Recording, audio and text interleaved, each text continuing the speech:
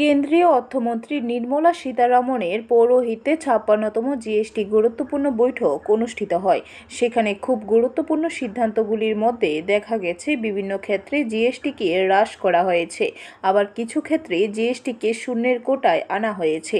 এর জন্য দেশের প্রধানমন্ত্রী এবং অর্থমন্ত্রীকে ধন্যবাদ জানায় প্রদেশ বিজেপির সভাপতি রাজীব ভট্টাচার্য। বৃহস্পতিবার প্রদেশ বিজেপি কার্যালয়ে সাংবাদিক সম্মেলন করে তিনি বলেন, ১৯৮০ দাঙ্গা নিয়ে কোনো রকম তদন্ত কমিশন গঠন করেনি তৎকালীন কমিউনিস্ট সরকার। ১৯৯৬ সালে কমলপুর কলোনি বাজার এলাকায় নৃশংস গণহত্যার জন্যও দায়ী তৎকালীন কমিউনিস্টদের সরকার।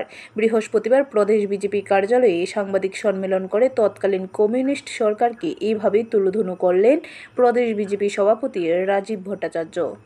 খুব গুরুত্বপূর্ণ সিদ্ধান্তগুলির মধ্যে আমরা দেখতে পাই যে বিভিন্ন ক্ষেত্রে জিএসটিকে হ্রাস করা হয়েছে এবং কোনো কোনো জায়গায় জিএসটিকে জিরো করা হয়েছে।